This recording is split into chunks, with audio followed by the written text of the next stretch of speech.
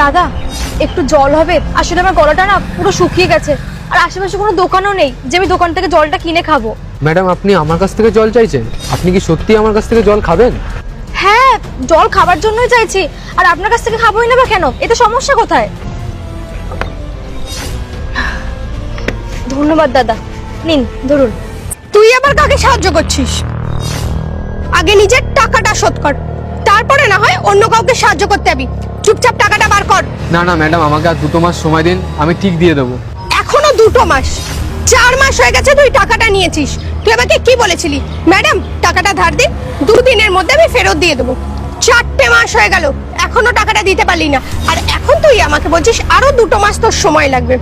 একটা দিনও সময় দেবো না, চুপচাপ টাকাটা বার কর, ভদ্রভাবে বলছি। না ম্যাডাম, আসলে কি বলুন তো, আমি যেখানে কাজ করতাম না সেই কারখানাটা বন্ধ হয়ে গেছে, এর জন্য আমার এখন কাজবাজ নেই, এর জন্য আপনার টাকাটা আমি দিতে পারছি না। তোর কাজ আছে কি গেছে সেটা শুনতে না আমি বিন্দু মাত্র ইন্টারেস্টেড নই। তুই কাজ করবি না করবি, বাড়িতে বসে থাকবি, আমার কিচ্ছু যায় আসে না। আমার শুধু যায় আসে আমার টাকাটা নিয়ে, আর আমার টাকাটা আজকেই আমি তোর থেকে নিয়ে যাব। আর তুই যদি আজকে আমাকে টাকাটা না দিতে পারিস তাহলে এই বাড়িটা আমি নিয়ে নেব। এই বাড়িটা তো তুই আমার টাকাতেই করেছিলি, তাহলে এই বাড়িটার ওপর তো আমারই অধিকার আছে।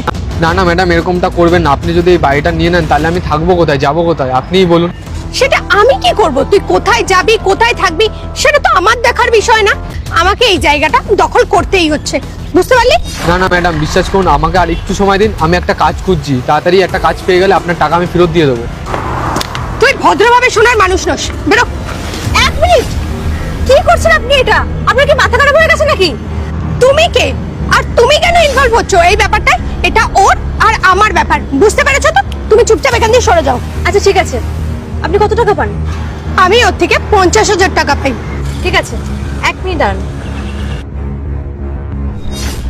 নিন, এর মধ্যে 50,000ই আছে। টাকা? তুই ওর হয়ে ওর টাকা কিসের জন্য দিচ্ছিস?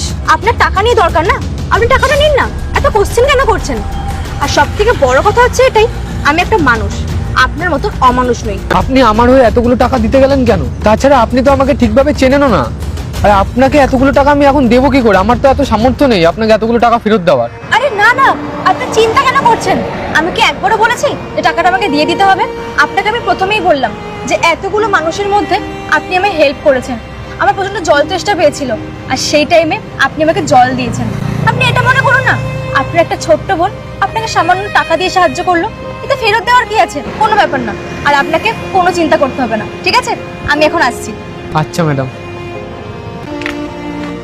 ভগবান সবসময় আমার পাশে থাকে।